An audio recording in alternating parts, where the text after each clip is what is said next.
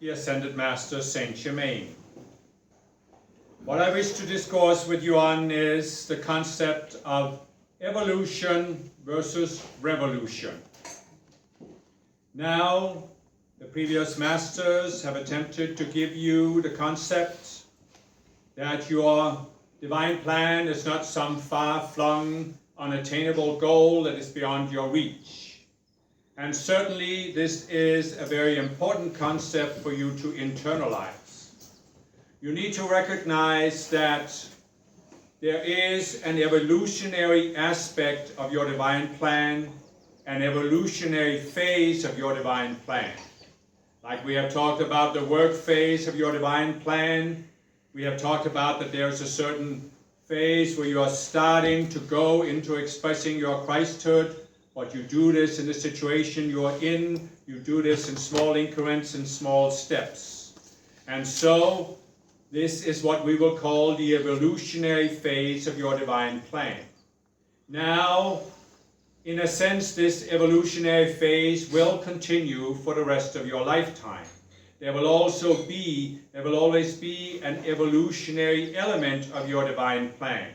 Nevertheless, what you need to recognize is that there comes a point where you begin to go on to the higher stages of Christhood, the higher stages of the path, and there are certain points, certain key points in your life where you cannot get to the next level up in an evolutionary way by taking smaller steps.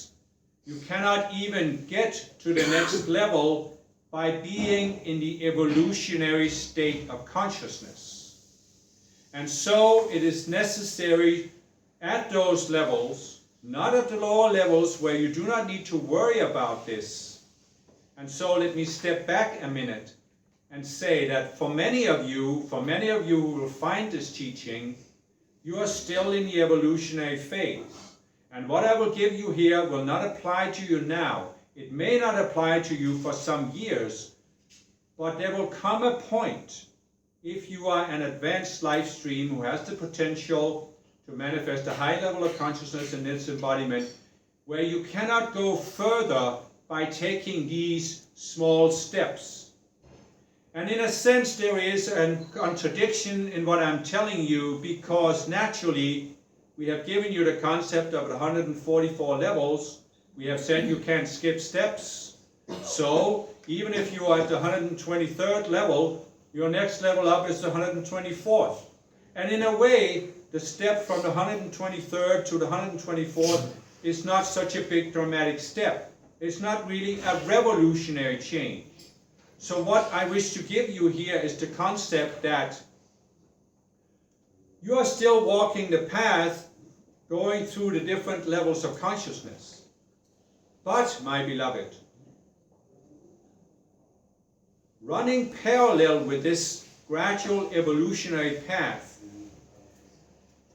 there is the potential that you can go through a shift in consciousness, a shift in attitude, a shift in the way you look at life that brings you from the level you were at before to a level that is so decisively higher that it really must be seen as a revolutionary step. And many of you have experienced such shifts in consciousness. Many of you can see that there was a time where you had no spiritual teaching, then you found your first spiritual teaching, and it was a dramatic shift that brought you up higher. And it changed the way you look at life. You may see that you have had other steps like this where you suddenly had an insight, you suddenly experienced something that was a revolutionary, a more dramatic shift in consciousness. But what I'm giving you here is that there comes at the higher levels a point where you need to actually recognize that parallel to the evolutionary change, there can be the necessity that you go through a more dramatic, a more revolutionary shift in consciousness. And this can only be brought about if you are willing to make such a shift, if you are making the decision to open yourself to that insight that you are now ready for. You cannot do this until you're ready. And that is why I need to again look back at previous Ascended Master dispensations and point out to you how there were many, many students that would say that they went through a revolutionary change in consciousness and perspective, and now they became what Master Moore called very determined, very blue flame, very blue ray. Don't let anything stand in your way. Mow down the opposition and any other people who stand in your way, and just walk towards that goal. There is, of course, the joke that was told in previous dispensations where El Moya and Kuthumi were given the task to go up to a mountain and get a message from a spiritual master. And El Moya walked straight up the mountain, got the message, walked straight down. Kuthumi took his time, looked at the birds, smelled the flowers. But when they came down, El Moya had forgotten the message and Kuthumi had retained it. And so, this is the same thing with many of the spiritual students, because it is possible, my beloved, to go through a revolutionary shift in awareness, but you still have so much of the primal self, so many separate selves left, that you do not interpret the experience correctly. And so, what I'm saying here is that there were many students in the previous dispensations who did have a genuine mystical spiritual experience where they saw a higher state of consciousness, but then their outer minds interpreted this in an unbalanced way, so they took on this very unbalanced reaction. And now they became what they would call determined, but what in reality was blind. They put on blinders, and they were looking only at that one goal. And they were actually, in a way, saying to their intuition, to their Christ self, to the Ascended Masters, don't bother me now. I have the vision of where I need to go. Don't disturb me by giving me any other insights. I don't need you until I get to the goal. Of course, they couldn't get to the goal without getting the insights, but they had pushed that out of their minds. And so, what I need you to recognize here is that when I'm talking about a revolutionary shift, this cannot happen until you have used the teachings about the primal self and many other teachings we have given on the ego and traumas, and you have healed your psychology to a certain level. But there is a need, when you have received this healing, to recognize that you have come to a level where it is no longer the right step for you to take an incremental change, but where it can be necessary to make a decisive shift in the way you look at life. And so this applies to many things, of course. It can apply especially to what does it mean for you to be the Christ in action? What is the highest potential of your divine plan that you can bring forth? Now, to use a practical example here, this messenger first heard about the teachings of the Ascended Masters in 1984. So he followed a previous Ascended Master dispensation, studied the teachings, applied the teachings, took all kinds of courses, went to psychology, worked on his psychology. And then he came in 2002 to the realization that he had followed the path partly based on a human ambition of doing something important, making a decisive difference, feeling that his life was worthwhile. This was, in essence, part of his primal self, part of his birth trauma, but not all of it. It was part what all of you might feel because you came to earth to make a positive difference, and you have not been able to make that difference, so you have this inner frustration.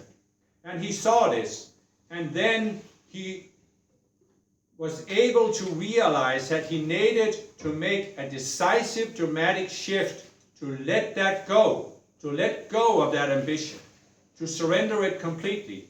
And he was able to do this, and that is when he then felt the presence of Jesus, who asked him if he wanted to start the website where people could ask questions and get the answers from Jesus.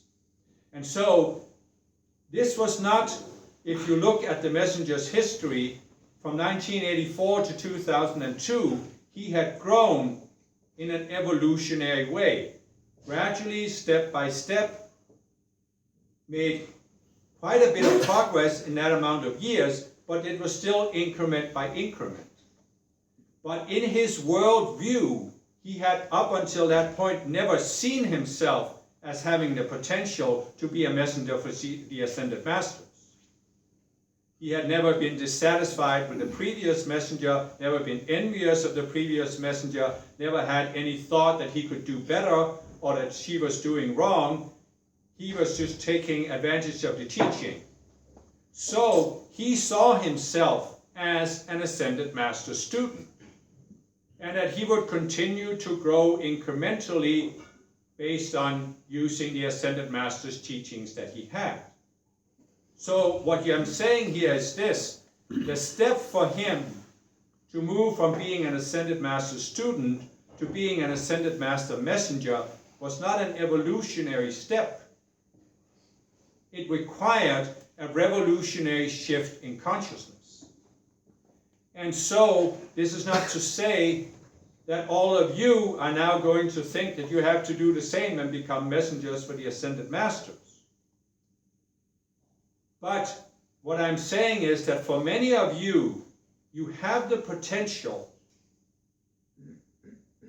at some point in your life, maybe not now, maybe not until later, but you have the potential as part of your divine plan that you can step up to a higher way of looking at life, looking at yourself, and accepting the higher potential you can bring forth. And you cannot do this in an evolutionary way. It is not so, my beloved, that all Ascended Master students are meant to gradually evolve until they become Ascended Master messengers. An Ascended Master student can incrementally evolve until you are ready to ascend. Even though I would say that in order to really be ready to ascend, you also have to go through a number of revolutionary shifts in consciousness. But there is no evolutionary path that leads increment by increment from being a student to being a messenger. It requires a revolutionary shift. And likewise, many of you will need to come to that point where you sense there is something more. I can't see it right now. Why can't I see it? And it is because you haven't made the decision that you are willing to see it no matter what it is, and no matter what changes it requires of you. Because once you have this revolutionary shift, certain things might have to change. And there is always the ego that fears change. There's always the dark forces who want to keep you within certain boundaries. And you have to overcome that gravitational pull. But there's also the primal self that doesn't want you to step outside of the boundaries where it feels you are safe. And so you have to come to that point where you are willing to no longer be safe. My beloved, you can be on the spiritual path, and you can have the concept that there is a path that leads from lower to higher levels of consciousness. You can evolutionarily grow until you become able to express some aspect of your Christhood. And if you take the new book about my lives, it describes how Jesus, before his public mission in Palestine, he went through an evolutionary process that prepared him for that mission. Yet, if you look at it, there came that point that is described, but of course was a more complex psychological shift. But there is in the Bible the account of the wedding in Cana, where he was sitting there realizing that it was time for him to step up, but he was resisting it, and Mother Mary had to step in and give him that final impetus that it was time. And that was when he went through the evolutionary shift, Jesus, of actually accepting himself as the living Christ in embodiment. And some of you can come to that point also where you accept this, and I can assure you it is a revolutionary shift. It is not just another increment up. It is a leap, like they call it the quantum leap.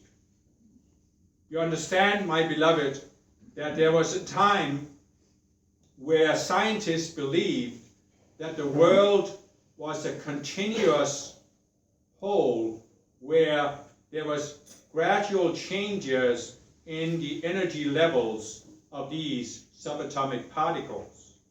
But then Max Planck received an intuitive insight and saw that they do not grow in infinitely small, or change in infinitely small increments. There is a minimum leap that they must make, called the quantum leap.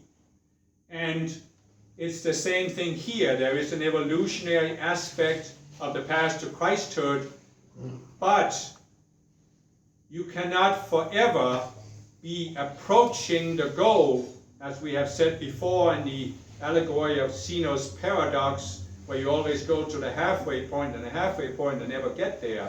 So you cannot become the living Christ by getting gradually closer and closer. There comes a point where you have to make a decision and accept that you have manifested a level of Christhood. You have reached a level of Christhood. And then from that moment on, you look at yourself and your role in the world differently. It may not be this romantic change that people project out there. And that is what previous Ascended Master students didn't understand. They sometimes thought that when they had gone through a dramatic experience, they had suddenly become the Christ in action, and it was now their role to go around and discipline all other people and tell them what they were doing wrong. That is not what I'm talking about. I'm talking about a more delicate shift that isn't brought about by an outer ambition, because these students of previous dispensations often had an outer ambition, a human ambition of being someone important, having an important role, an important position. And they were looking for this outer position, this outer recognition. But the living Christ does not look for this. But there comes that point where you need to recognize that you have the potential to be the open door to bring forth something new, something decisively new in the field, perhaps where you have expertise, but maybe even in an entirely different field where you don't have any previous experience or expertise. And so, when this is in your divine plan, you need to tune into this. And one of the shifts that those of you who have the potential to reach higher levels of consciousness need to make is in how you look at the material world, how you look at the physical octave. My beloved, we have talked about how in your birth trauma you went into an entirely reactionary pattern.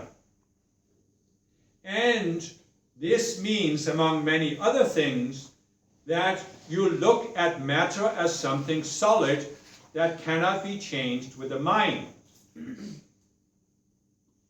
But my beloved, how did Jesus turn the water into wine?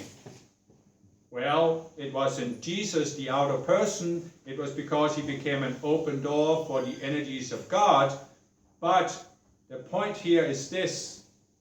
The energies of God can change matter. And when you reach a certain level of Christhood, you become the open door for these energies. If you can make that revolutionary shift and accept that matter can be changed by mind. All of the fallen beings, all of the demons, many